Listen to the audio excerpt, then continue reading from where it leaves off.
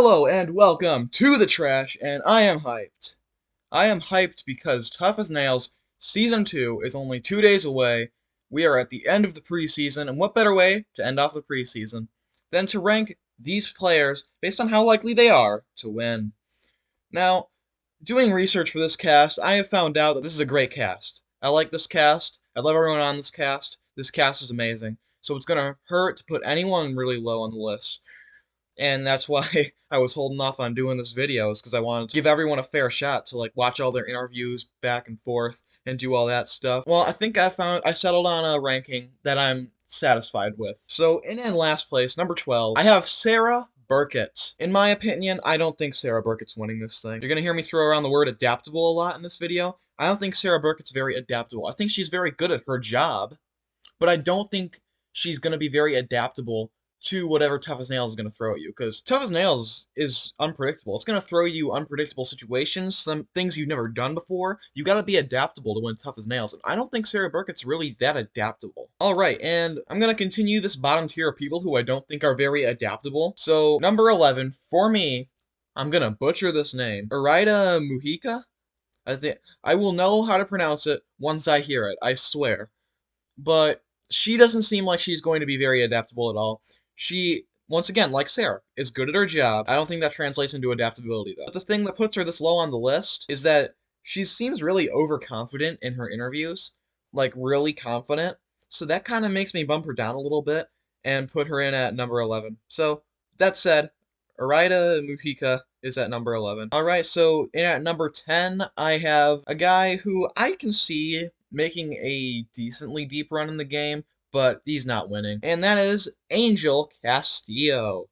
Angel kind of gives off those Lewis vibes for me. I said that in my first video, and I'm sticking to that. Angel seems like Lewis from Season 1.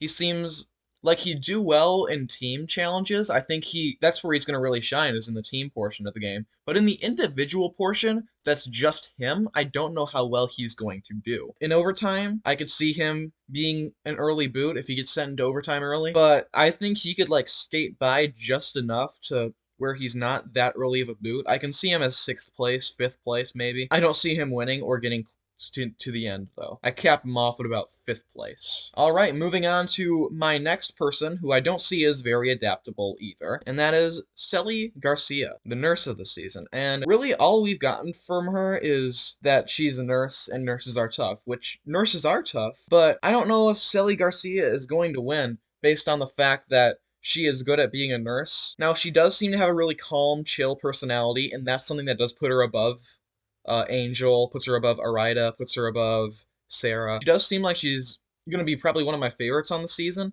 but I don't know if she's necessarily going to win based on those chill qualities. I think she needs a little bit more that she's missing in her personality, and she could very well have that. I just may have missed it, but she's down at number 9. Once again, hurts to put these people down so low, because I just love this cast. Alright, and we're going to cap off the non-adaptable people here with my number 8 pick. And at number 8, I have someone who might be just adaptable enough to make it to the end, but I don't think he's winning, because by the time he gets to the end, he's probably going to be surrounded by such great players, it's going to be hard for him to win.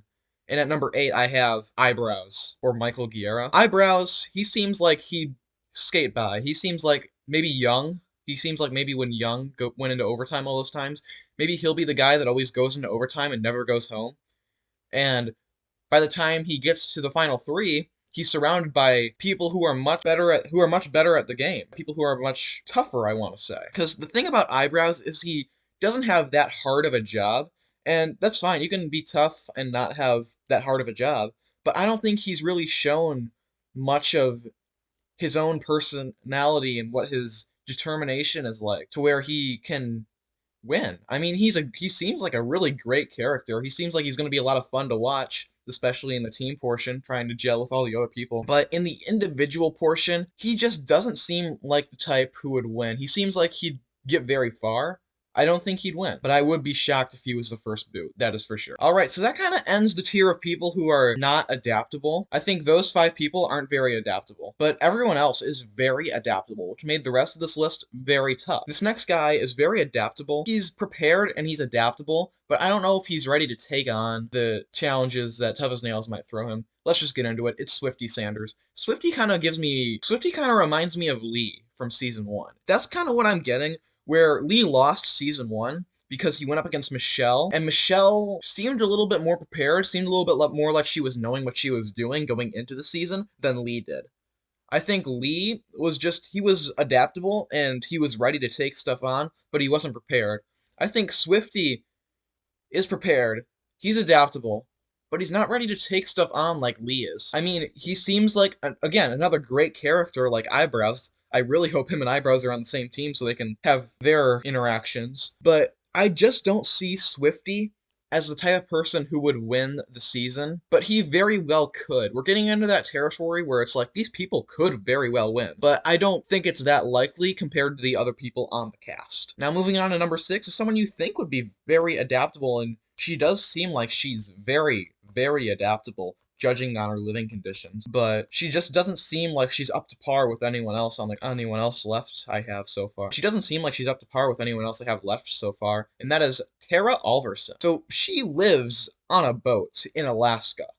If that doesn't scream adaptability, I don't know what does. She seems very adaptable, very prepared, very willing to take things on, but I don't know how well she stacks up against the other 5 people, because this is strange, because now we're getting into the top half of people who I really see as these are strong contenders. They could very well win. Tara, I think, could win, but if she's up against any of these top 5 people in overtime, I find it hard for her to win. I mean, someone like, let's just go into it, Zeus, someone like Freight Train, Liz, they could all beat her in overtime. Someone like Scott Henry, MERRYL, they could all beat her in overtime.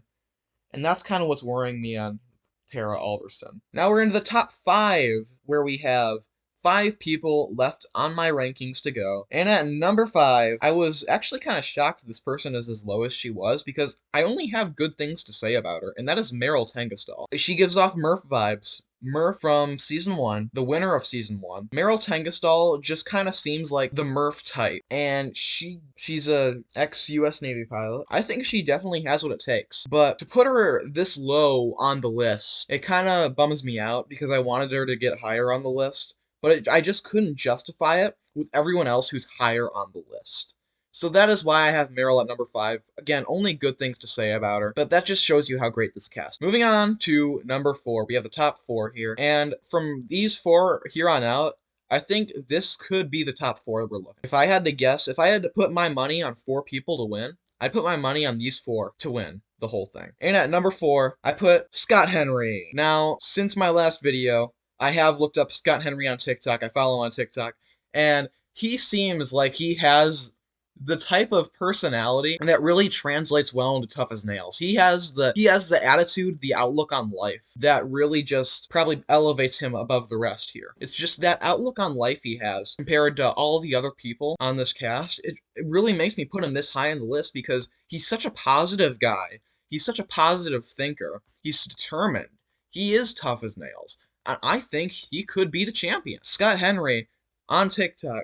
Go check him out if you haven't already, at Scott Z. Henry. But yeah, Scott Henry, really positive guy, really physically fit guy too. I mean, he's 6'7", I think. And yeah, he's physically fit, and he's got the personality. That's why I put him this high on the list. All right, here are the top 3. These 3, once again, I say this a lot, very tough to place on a ranking, because theoretically, any of these 3 could be number 1. You could switch around these 3 people, and I wouldn't have a problem with it. Moving on to number 3, Liz Knuckles. Now, Liz, I really like Liz's interviews. Liz, I said in my last video that she gives off Linda vibes. I don't think that's doing Liz justice. Liz will probably turn out to be better than Linda. I think Liz probably has the top 3 on lock. If I had to put my money on someone to make the top 3, I'd put it on Liz. Again, I could look like an idiot when the show comes out and she doesn't make it to the final 3. But my prediction, she's gonna make the final 3, hopefully, or else I'll look dumb. And I don't want that. So anyway, Liz, top 3 contender, Only good things to say about her. Let's move on to Freight Train and Zeus. They're my top 2 contenders. But what order shall I place Freight Train and Zeus? In at number 2, I have Freight Train. Freight Train! I feel like Freight Train's kind of Michelle and Murph combined. You might be looking at this video thinking, well, you're comparing him too much to the season 1 cast. That's what you gotta do. In a season 2, you gotta compare him to season 1. And I think Michelle and Murph, if they combine, they make Freight Train. Freight Train is a UPS delivery guy. I think he'll be someone who's underestimated. I think nobody's going to take him seriously because he's a UPS delivery guy. And I think that is just enough to get him the win. I mean, there's already such a opening for him to do well. I mean, in overtime, people are going to not as stress as much because he's a UPS delivery guy. What do I got to worry about? I'm going to win overtime. No, Freight Train's going to beat you. Not to mention, Freight Train has had 9 surgeries. So yeah, what can't you say about Freight Train? He's the best. Freight Train's amazing. Let's move on to number 1. Number 1 is Zeus. Cyril Zeus Antai?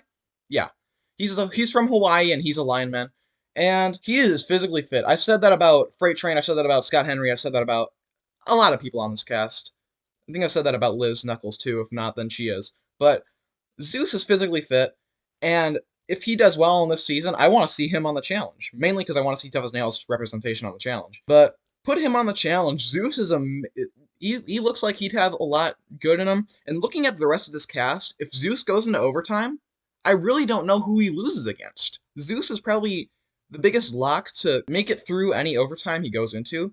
The question is, can he win in the end? And I'm thinking he can. Zeus seems like he could. He seems like a better version of Danny from last season. And I'm just going to leave it at that. So that is my ranking. That is my list. Let me know what you guys think in the comment section down below. Yeah, more Tough as Nails content definitely coming out as the show progresses. You can for sure expect more videos on it. Expect an episode 1 recap on Thursday. And I will see you in the next video. Goodbye.